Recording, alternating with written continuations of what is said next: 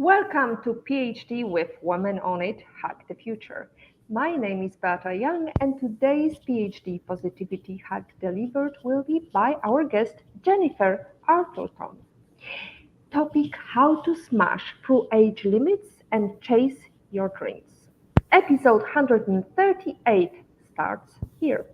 Let me remind you, this is a grassroots community that focuses on women on IT, an inclusive forum of women in technology, startups, and female leaders who are supported by men as well. And I bring heart to that hustle because empathy is my mojo, and empathy is critical when you smash through age limits and chase your dreams. First, let me mention what's been happening in the world of our community. Watch Chesley Baker's video Relax and Enjoy Your Presentation. The CEO and founder of National Mentoring Day shares her tips and insights on how to handle tricky moments when it comes to presenting. Congratulations to the founder and CEO of KA2 Limited, Chris Andrews. Don't be fooled. I thought it's a male's name, but actually Chris Andrews is a full grown-up woman. And definitely she is a role model for many of us because she just won most empowering ESG tech innovations CEO UK last March on the 4th of March. Cheers to your success, Chris. Jennifer Arthurton has got some great exciting development. Kudos to her, and because she have a very well explained topic about the changes in our brains when it comes to menopause transition. Thank you very much for that interesting topic, and we posted it on our social media streams right now. But stay with us because we want to learn more about how to smash through age limits and chase your dreams. Society says your best years are over by midlife. Ha, little do they know. But what if that's just a myth holding you back from your most powerful and exciting chapter yet? Join us for an inspiring conversation with Jennifer Arthurton, the creator and founder of All Chicks Know Shit, a powerhouse platform and podcast dedicated to empowering midlife women to chase their dreams. Jennifer is a leadership coach, podcast host, speaker, and author who has made her own inspiring midlife course corrections. Now she's here to help us smash through age limits and design your kick-ass next chapter. Jennifer, where in the world are you joining us from? I am in Toronto, Canada. Fabulous location. I hope the weather is not too bad. It's beautiful today. It's gorgeous. Spring is upon us. It is. It is. So, Jennifer, let's start with the question: what inspired you to create Old Chicks Know Shit, and what does the platform aim to achieve? Old Chicks Know Shit was really born out of my own midlife reinvention that began at the age of 50. So in the year leading up to my 50th birthday, I found myself divorced, unemployed, an empty nester, and I was also bedridden with a stress-related illness. And at that point, I really bought into the fact that, I was faced with the daunting task of having to reinvent my life. And I really, truly believe that nobody started over at 50, that it was the beginning of the end, and that, there was no possibility. I could see no possibility for my life. And then after, wallowing in it for a bit, I started to realize that I had a 30, maybe 40-year chapter ahead of me, like the longest chapter of my life, and that I could choose to live that chapter in a way that felt really, really good to me. So this whole idea that as soon as we reach 45, 50, or whatever the number is, that it's kind of the beginning of the end and that we slow down and coast into the finish line is simply ridiculous, because sitting around for 30 years waiting for the finish line seems a little absurd to me. Oh, The mission really is to remind us that, this is not the end of anything. This is simply the beginning of a really powerful new chapter in our lives. Well, Jennifer, I have to say that I devoted one of the episodes, not solely, but we were talking about Iris Apfel, Mm, because it was just yes. a day after her passing. And, there are so many kick-ass women. Maybe you have some more great example of how to live life positively even after hitting midlife. Yeah, well, it's interesting because in the mainstream media, we don't see representation of older women doing amazing things in the world. Like if, my pet peeve in life is, when you see a woman who's over the age of 40, portrayed in mainstream media, it's all like, bladder leakage protection, meal replacement shakes, retirement plans, and all of that kind of thing, which are all very necessary, but they're also tell a fraction of the tale of what it means to live in this chapter of our lives. And so, when I went searching for inspiration for myself about what was possible, I was struggling to find it. And then, after digging and doing the research, I realized that, there are all of these women, and I started the podcast, the Old Chicks No Shit podcast, to showcase their stories so that other women could see themselves, you know, see possibility for their lives and for their next chapters. Because somehow I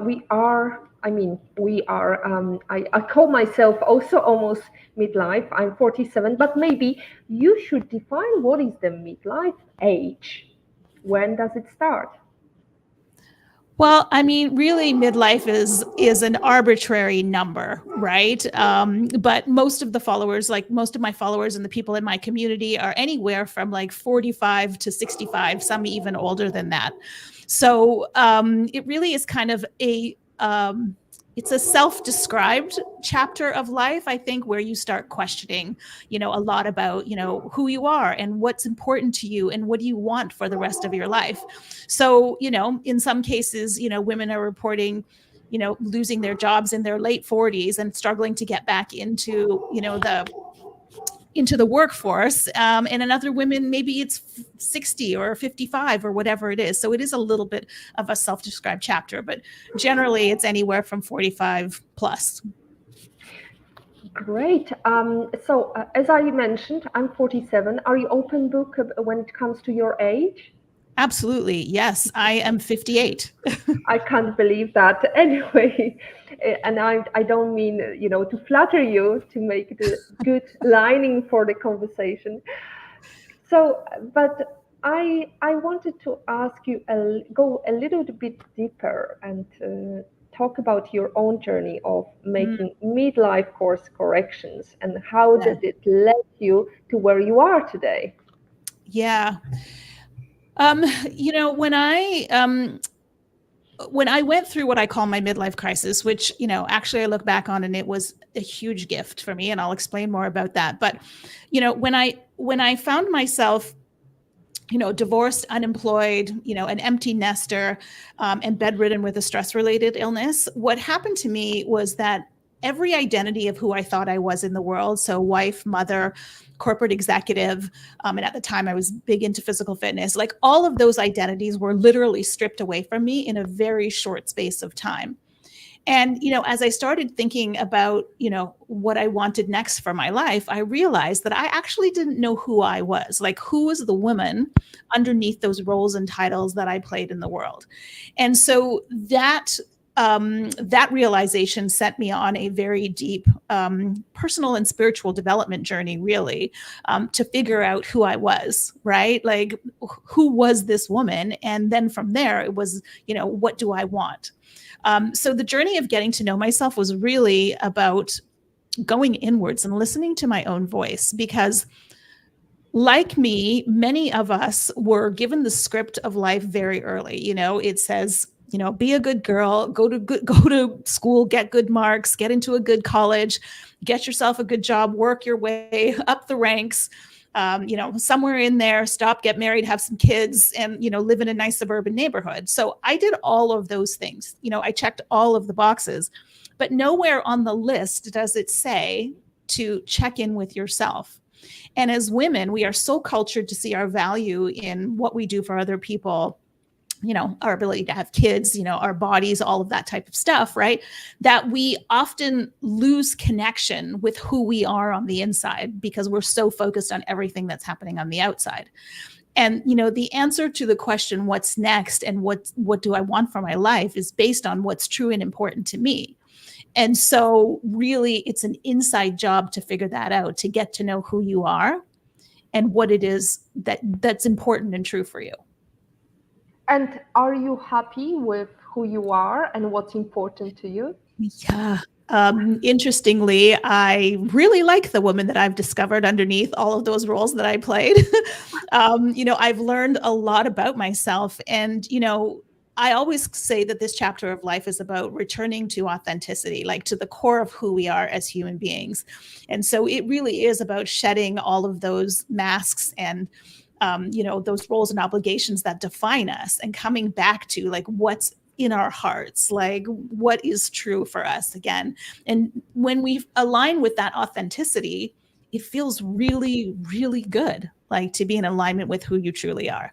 So the work that I'm doing now, I'm extremely passionate about. It's I wake up every day excited that I get to do what I get to do. So yes, I'm extremely happy. What about confidence? Because I found myself gaining so much more confidence because I used to be very shy, and through life experiences and through my knowledge, I feel Mhm. so much more confident when I go into a new environment or job interview. Yeah. Yeah, I think as we get older and we become, more confident with who we are, it definitely it definitely shows. And we see that, the woman who just owns who she is very attractive in a room, regardless of what she looks like.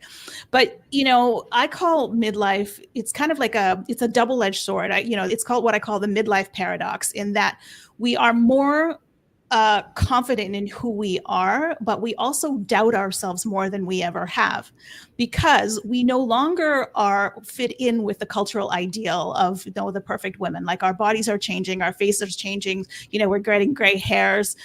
We're being told all the time that we're less relevant and less valuable. So we reach this place where we are more confident in who we are, but then we're also doubting ourselves because of the cultural narrative of what it means to be a woman of the age of 50 or 55, or whatever that number is. Right. Well, since we are talking about job interviews and Mm-hmm. hiring, um, how do I identify and prevent age discrimination in hiring? Do you have any tasks for hiring Yeah. managers? Yeah.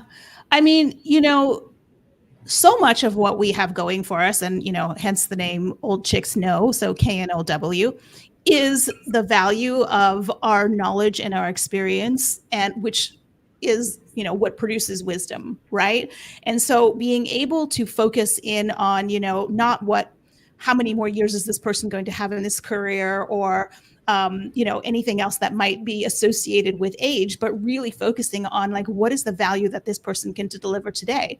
Because, having had years of experience in many different jobs, also having, developed more emotional skills, more relationship skills, all of that are incredibly valuable in a workspace, and can actually be an excellent points of leadership for younger people in an organization. So there's so much value that I think gets so much wisdom and so much experience that gets tossed out the window simply because there is a number attached to it, which I think is really, really wrong.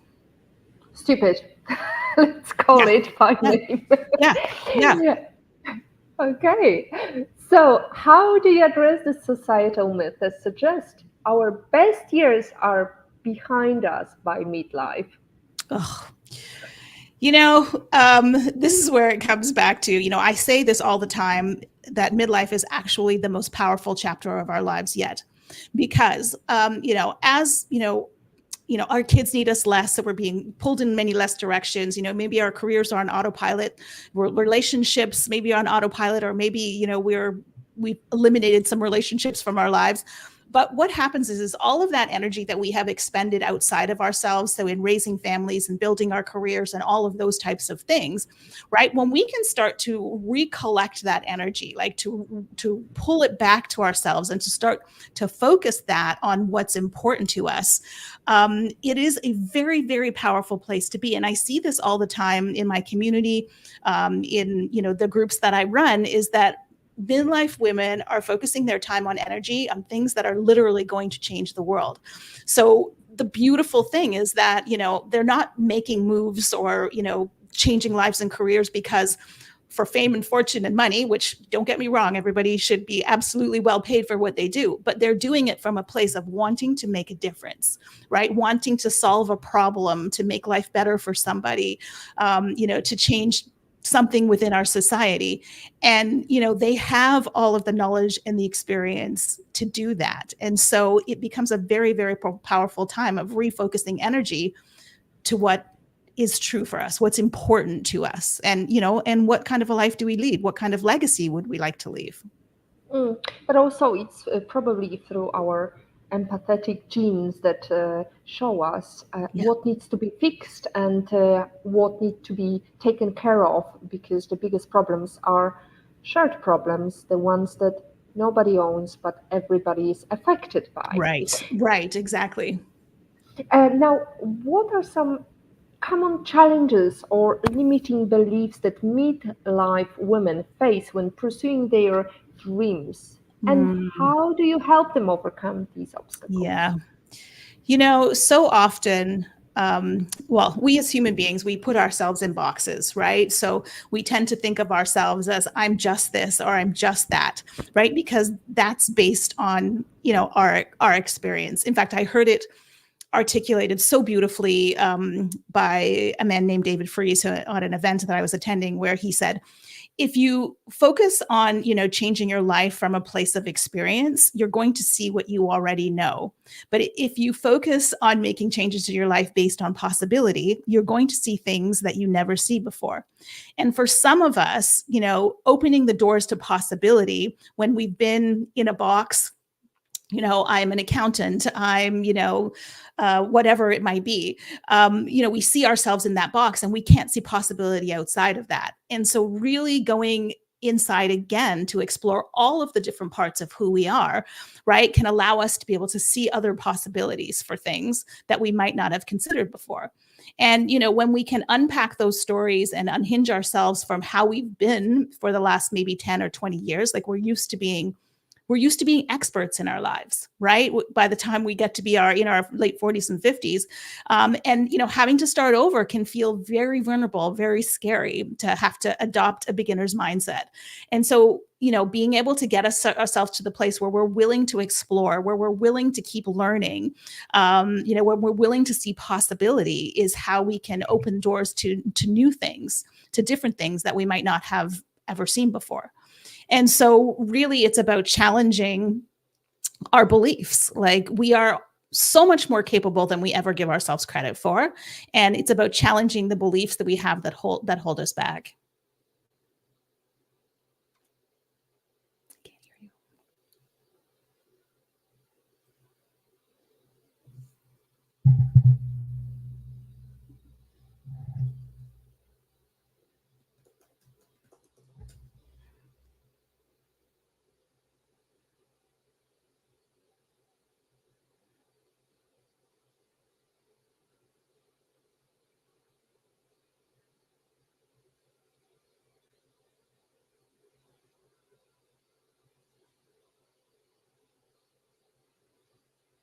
I see that I've been muted. Apologies for that. I've been talking very beautifully because we talked about the beginner's mindset and the possibilities, and I brought some great statistics to you.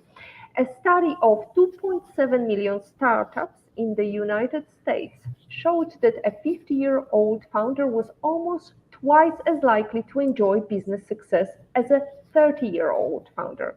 The research also revealed that the average age of a startup founder, fast-growing tech startup, is much older than we might think.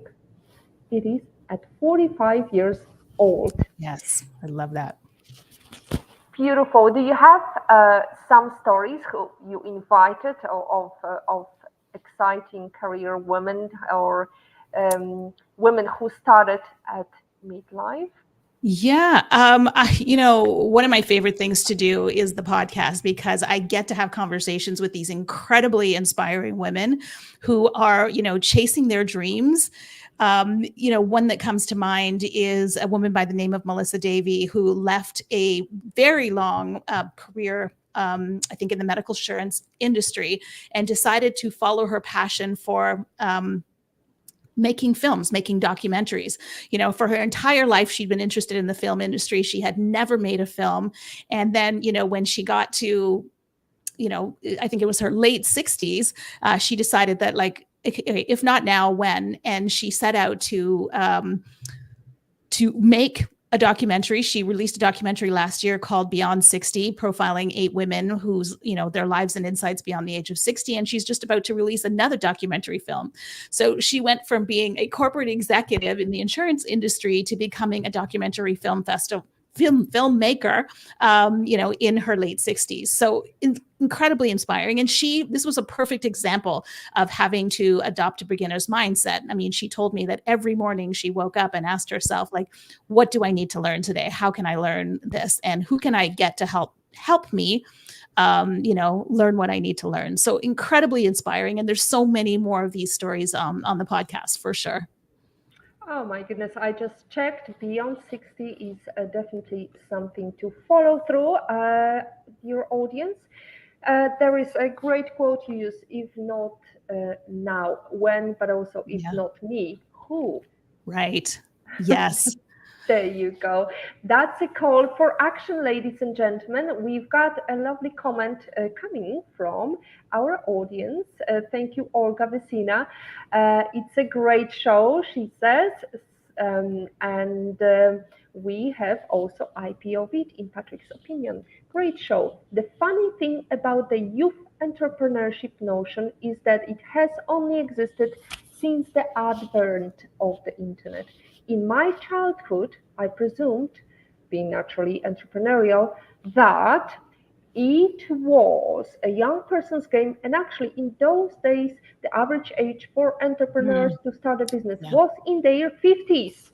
Yes, love it.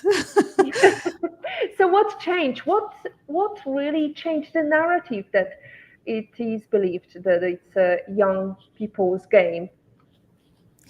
Well, I think to the comment that the person made, the internet also has a lot to do with it. But I think, our lives have become busier and busier and busier, and we are all struggling to keep up. So the idea that, that we have the time and even the mental resources to be able to go and start a business, it can be very, very overwhelming.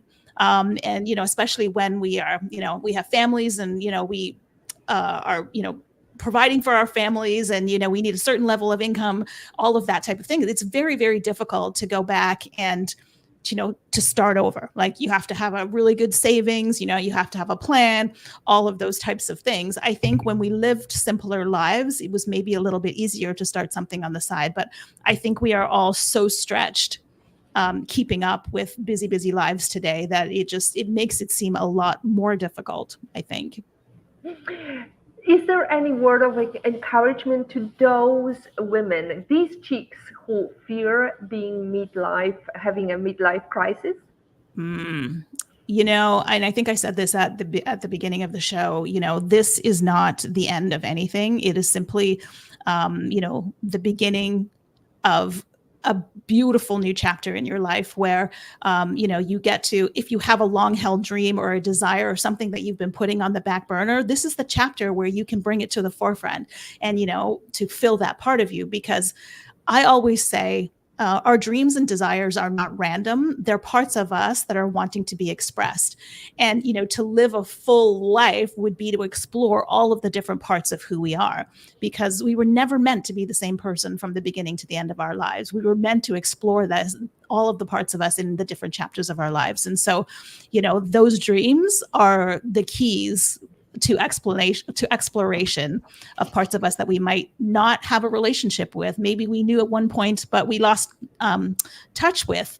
Or maybe, like for me, it was discovering yourself from for the very first time. How to do more? It is quite often sad to see that once people retire, for example, they feel like broken and they have nothing else to do and they are not sure what to do. How can you find passion at the age when you hit retirement? Yeah, it really goes back to finding those things that you love, like things that light you up. One of the things I say to all of my clients is to follow the crumbs of joy. So if there is something that you've been wanting to do that you've been putting off because you didn't have the time, now's the time to do it, no matter how ridiculous it may seem to you. Right? Because if you start taking steps towards that thing, maybe you don't do the actual thing, but maybe it opens doors for you that you didn't know were possible.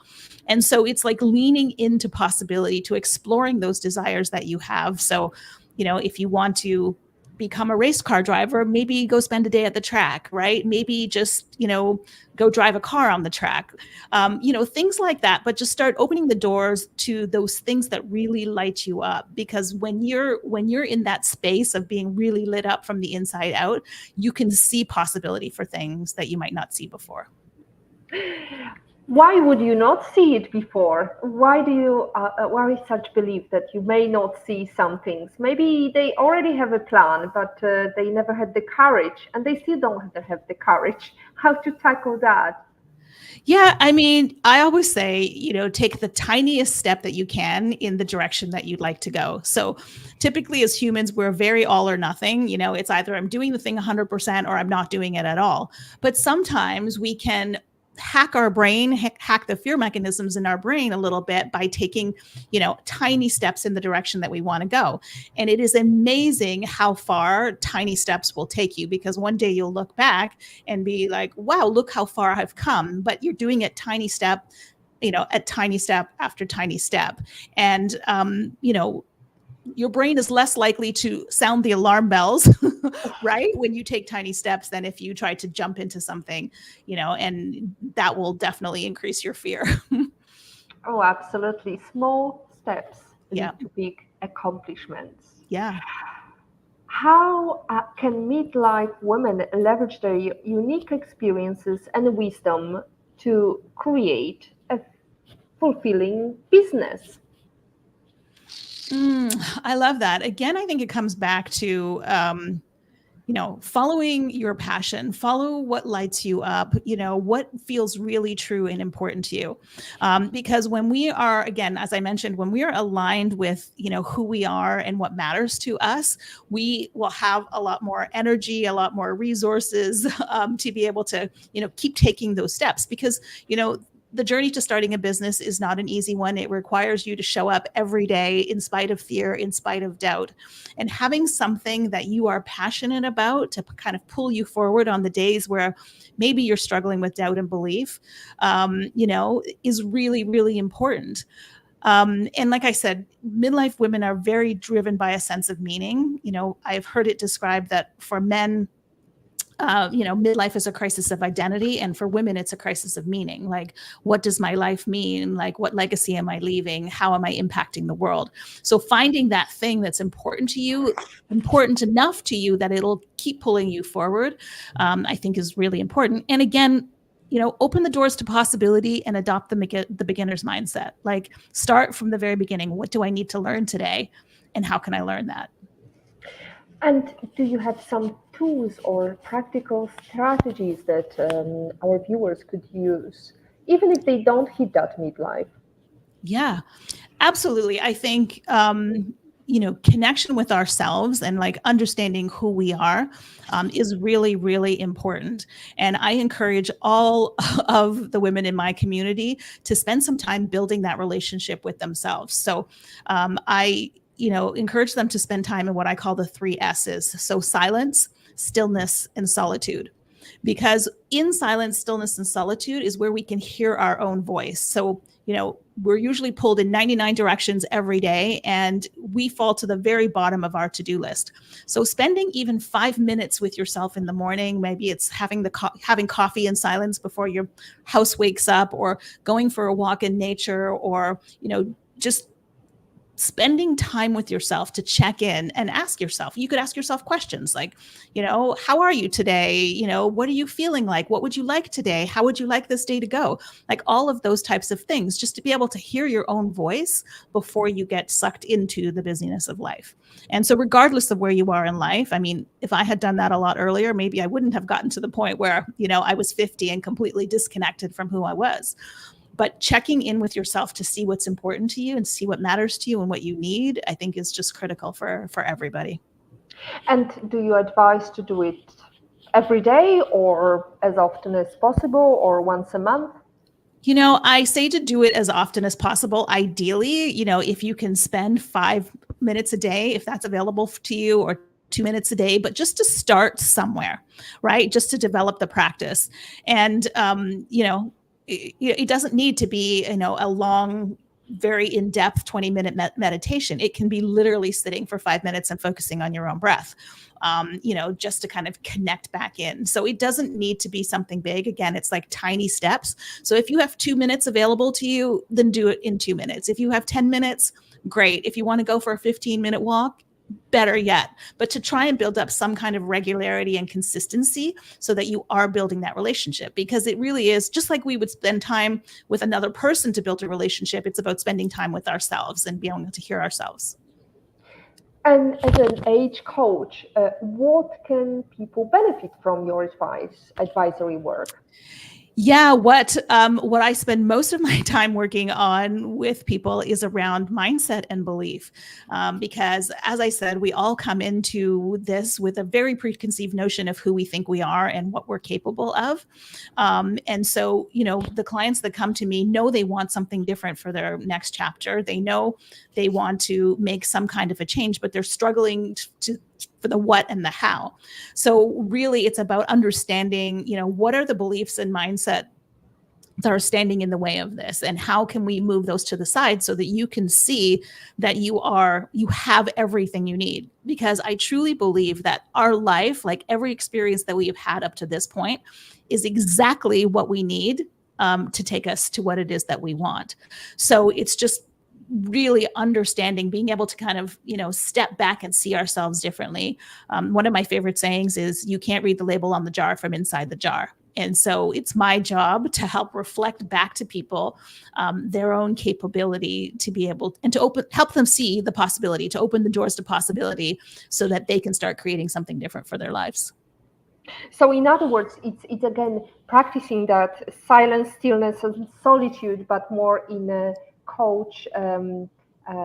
coachy environment to really understand what you have achieved, right? Exactly. Yes, absolutely. I mean, looking back to, the things that you have achieved in your career, but also the things that you have achieved in your life, right? For most of us, by the time we reach this time of our life, we have we have conquered so many challenges and obstacles and come out of the other side. We've built things, we've created things, we've raised families. All of that is incredibly valuable experience. And it's everything that we need to move to whatever it is that we want to do next.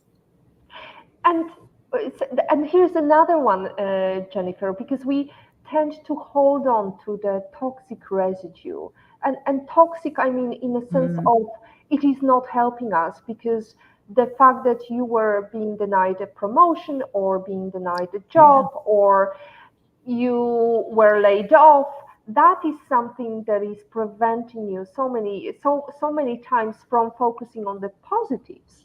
Right. Yeah, that's very true. So when we don't have a good sense of self, when we're not anchored in our own capability, it can be easy for somebody else's opinion or some kind of external circumstance to really define who we are or who we think we are. And often that's one opinion, it's one experience, and it really has no bearing on how capable we are. And so that is the work, really, to be able to see ourselves and to see everything that we are capable of. I mean, had you told me 10 years ago that I would be doing what I'm doing now, I would never have believed it because I didn't see that as a possibility for my life. And one of the best things that I did on this journey was to go and have coffee with as many different people from as many different walks of life as were possible to see, what they did, why they did it, how did they do it, what got them started in it. And that opened my mind in a huge way because I came from the world of corporate where everybody thought, acted like me, thought like me, we did the same jobs. And so I was in this bubble. So it was really about breaking open that bubble and opening the doors to possibility and I began to see, oh, I have skills that could align with something very different. But I wouldn't have been able to see that had I stayed in the environment that I was in because I was in the box, right? And it was about opening the box, widening the sides of the box, and in some cases, crushing the box to really be able to see who I was fully in my, as my whole self. Jennifer, you look like no, not look, but like you sound like a person. I mean, sound by the way, I mean from what your show presents and so on. I think you could relate to the fact that sometimes everything is sagging at a certain age, and how to look confident even though my boobs are sagging, and there is this and that, and I could cut this or a little bit of lifting done here and there. How do you stay so positive and so confident even though the age is showing? Yeah. Again, as women, we have been taught to see our value in what we look like, right? So am I physically pleasing to somebody outside of myself? And so when things change and we no longer fit the beauty ideal, and we see something like 3,000 messages every day of what the ideal beauty is in women, right? So when we no longer fit the beauty ideal, we start to, think less of ourselves, right? Like we start to doubt ourselves. And we start focusing on everything that we are losing in this time. When we're doing that, we're actually missing the point, because this stage of our lives has got nothing to do with what's happening outside of us, and it has everything to do with what's happening inside of us, right? Like Mother Nature didn't just drop us off of, in the deep end and say, hey, go fend for yourself. It's a shift that's happening, externally, going through menopause and all of that, right? But it's also a shift that's happening inside of us to be able to, go inwards to that meaning about what's important to us and to redirect our purpose in life. And so if we're focused on everything that we're losing, we're missing the point. This is about not what we look like, but who we are and everything that we have, all of the knowledge and the experience and the wisdom. That is the focus of this chapter of our lives. And you know what? Let me just say, there's not to say that there's anything wrong with anybody, doing Botox or having fillers or, plastic surgery or any of that kind of stuff. Like, I truly believe everybody should do whatever it is that they want to do so that they can feel good about themselves. But let that not be the sole focus of, our value in this time of our lives, because it's not about what's happening on the outside. It's about everything that's happening inside. And what would be your words to those who overdo on Botox or lifting or whatever operations keep them alive? Yeah. For me, I look at that and I would ask the question about, what, to me, there's something lacking on the inside. Like, I'm trying to, fulfill my value by changing the way that I look so that I fit in, instead of just honoring the person that you are. And so maybe it's a self-esteem issue, or, there's many, many reasons why people do those things. And, overdoing is very much, in the eye of the beholder, right? For some people, it may be overdone and other people not. But if your sole focus is on what you look like, then, I would definitely focus on more on, self-love, compassion for yourself, and really just like seeing the value in who you are as a person as opposed to your physical body, because we have no control over that physical body. We have no control over our age. Like, we're all aging every single solitary day, right? So, if we're trying to control something that's not controllable, we're wasting a lot of time and energy that could be redirected in something that is so much more satisfying and fulfilling, for ourselves and our lives. That's very interesting, and Jennifer, thank you very much for this word of wisdom, because we definitely need more self-loving people. And to those of who are watching our show, there is no denying that I am a big fan of Cindy Gallop, who is definitely pro-age, pro-sex, pro knowing the difference, and pro women in tech and our community.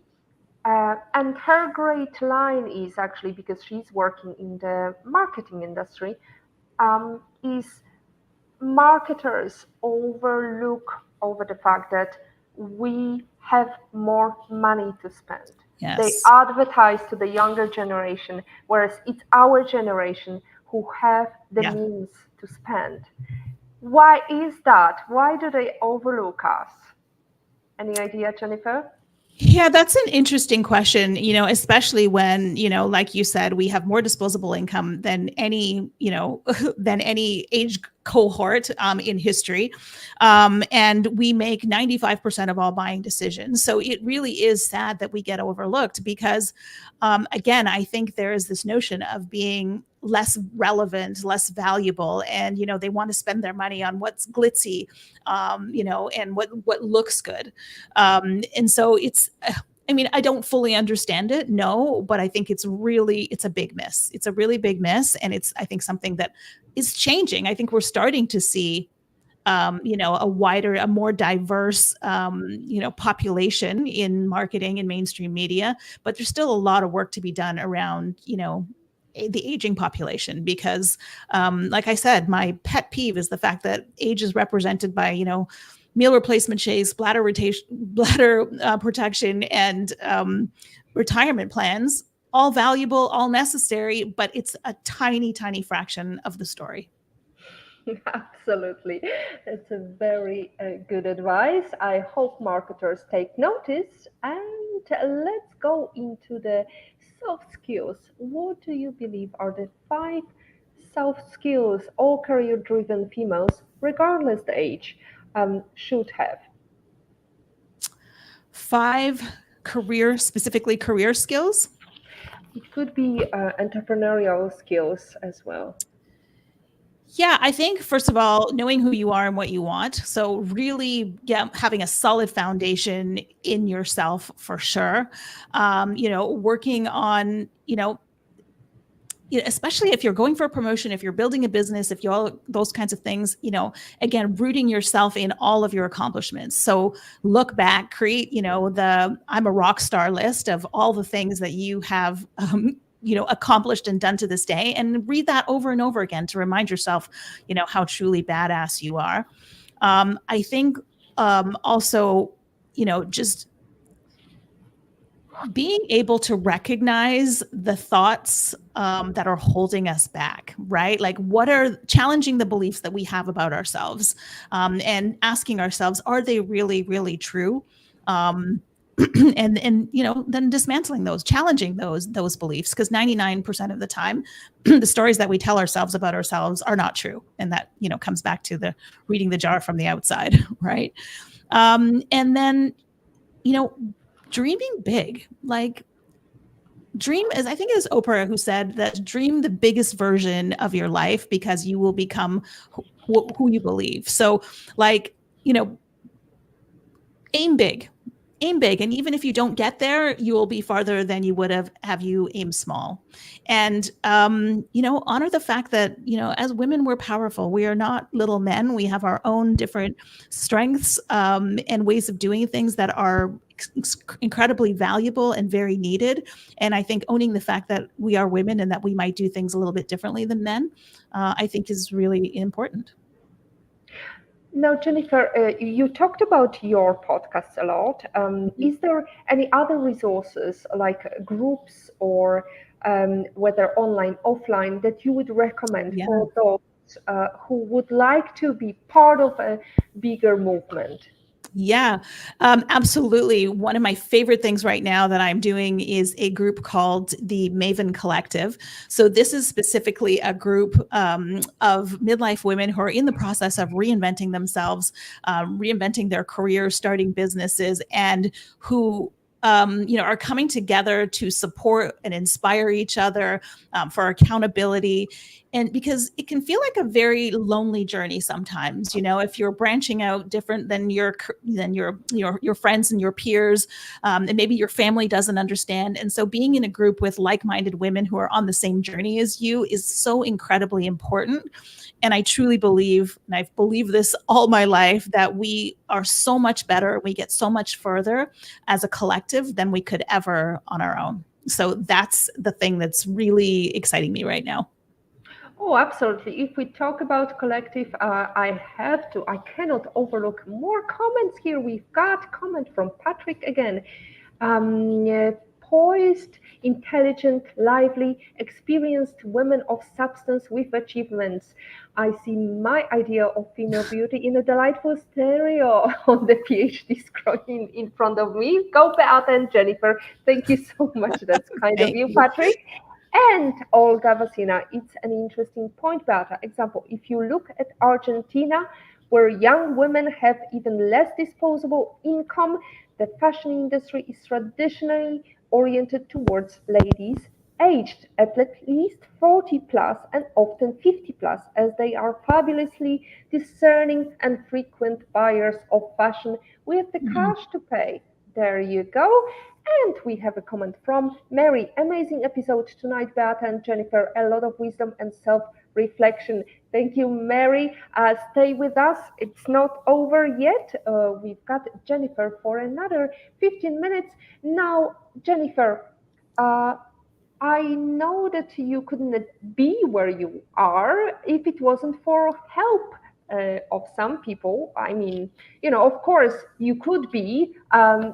However, it is important to be supported by others. Is there any particular person you're grateful towards or a group apart from Maven that Mm, you just mentioned? yeah.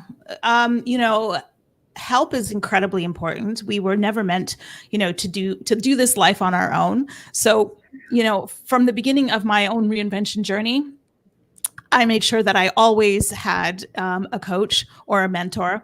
One of the things that I knew early on in the journey was that my life was a reflection of myself, and if I wanted my life to be different, then I had to show up differently in it. And so, having somebody outside of yourself who can, challenge you to think a little bit differently, who can call you on the things that maybe you can't see, is incredibly important. And then also having a mastermind group. So similar to Maven, to the Maven Collective, I have always been part of a mastermind group. So having like-minded women to, hold my belief on the days that I am struggling, women that I can ask questions to, that I can bounce ideas off.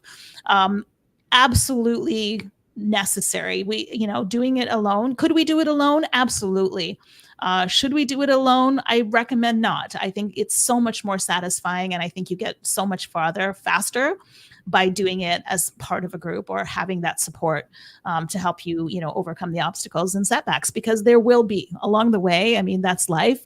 But not quitting when we come across a setback or an obstacle, and being able to, regroup, reset, and recommit is really, really important. Beautiful. Thank you, Jennifer. I think it's also important to be able to cherish each other and support each other, not just talk about struggles and be supported that way, but also celebrate these Yes. successes, no matter how small.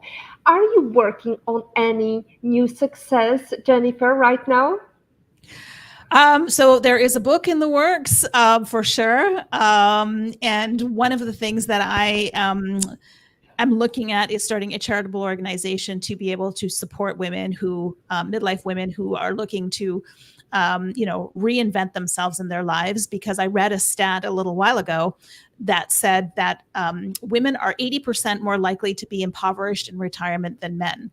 And when that really opened my eyes. And when you unpack the reasons for that, I mean, it starts early on in our careers where, women are less likely to negotiate their salaries, to begin with. So we maybe start lower. We get penalized financially for the years that we have kids and that we're raising kids. Our income is not growing as fast as men's at that time. Women reach their peak earnings on average at age 42. Men, it's age 52. And the gap is like 40%. And then, in the later chapters of life, you layer on, death, illness, divorce, and, the things that, women definitely take the financial brunt of. It can leave women, behind the eight ball and struggling financially later in life. And so being able to help women, support women, to start businesses, to, retrain for new careers, so that they can have some kind of financial agency later on in life is incredibly important to me. So that's actually on the horizon as well. Excellent. We are looking forward to the development and we will be happy to share it with our network. Make sure you notified us, Jennifer.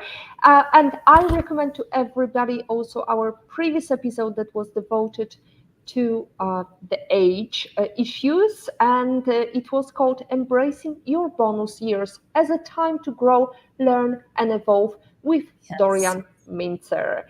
There you go. Now, let's bring a quotation. Middle age is when you're old enough to know better, but young enough to not care, Shaliba says. Yes. Now, we like to take this quotation to the new level and always test our speakers on the Eleanor Roosevelt quote. Women are like tea bags. You never know their true strength until you put them in hot water. Yes. So, Jennifer, how are you brewing? Oh, I think I love this. First of all, I love that quote. And, for me, the hot water and being under the pressure of having to reinvent my life really brought out the best in me. And I think I alluded to this, that, that midlife crisis was actually such a gift because it really was key. So being in that hot water was really key in me becoming the woman that I am today and doing the work that I'm doing today. So I am just so eternally grateful for that. And so I think I'm brewing pretty well, actually. Absolutely. Now let's go to the book you would recommend. I wish I read it before I started my journey. So what's the number one book you recommend to everybody? I'm a huge fan of Brene Brown. And one book that I read early in my journey was The Gifts of Imperfection, and really being able to see ourselves as unique beings that, that we don't have to necessarily fit into a mold and that every one of us has value. In our uniqueness, in our eccentricities, so incredibly important because, the world wants us to fit into a box. And for most of us, we don't fit into any one box. And so embracing all of who we are and accepting all of who we are, I think is key to confidence, right? And again, that person who walks into the room and just owns who they are is a very confident person. And I think that takes you a very long way. That chick that walks with confidence and delivers golden eggs is definitely somebody to strive towards. And let's go into imagining that you could meet anyone in the world for a private breakfast. Who would it be and where would you choose to meet? Share your piece and the reason why. I would love to have breakfast with Oprah on her compound. I admire so much about her, not because of her financial success. I mean, obviously that's great and she's accomplished a lot, but her ability to really connect with people on the most human of levels, and to really get into their stories and how their stories can help other people. I'm so inspired by that, because we see ourselves in other people's stories, right? And anything that we can do that helps us feel less alone in what we might be experiencing, which is the reason why I started the collective, to help us see ourselves as, not alone in whatever we're struggling with, I think is just so important. And I think she does that so brilliantly. That's a great example because I believe Oprah also found out her career by seeing what she didn't want to do. Not so much, she didn't Yes, know what she wanted to do, but really what she didn't like her career to be like. exactly. Now, what is the number one quote and how did it change you, Jennifer? My number one quote. Life lesson quote. Life lesson quote. I think there's one by the philosopher Lao Tzu that says, "Let go of who you are so that you can become who you might be." Because again, letting go of those preconceived notions of who we think we are so that we can expand into the fullness of who we actually are really has been instrumental for me on my journey. Mm. At middle age, we know so much we can't remember half of it. By retirement, we know so little we can't remember most of it. Evelyn Walk says. Now, as we are heading towards the end of our lovely show, we have another comment waiting to be mentioned. Olga Vasina, thank you so much for being very avid supporter. Olga says, fabulous show. Thank you for being a real inspiration, Jennifer, alongside our longtime inspiration, Beata. Thank you so much. We had great comments from also IPO Vid, Patrick Young, and Mary. Thank you, everyone. And as we are well past mid-age of our show today, I would like to thank Jennifer very much for today's inspiration and to stay updated and ensure you never miss a positivity hacks delivered. Follow Woman on IT and turn on notifications to be alerted once a video has been released. Next week, we're gonna talk to Emily Cherkin and we're gonna cover the topic how to smash through raising digital citizens, why tech intentional parenting matters. That's going to be episode 139. Thank you so much for our lovely audience. And as always, our positivity quote comes from positive thinking only and goes, look for something positive in each day, even if some days you have to look a little harder. And that applies for every age, ladies and gentlemen. And finally, as Maya Angelou says, if you don't like something, change it. If you can't change it, change your attitude. Today is your day to hack the future, hack the positivity you want. Thank you, everyone. Thank you, Jennifer, for a great show today. Thank you for having me.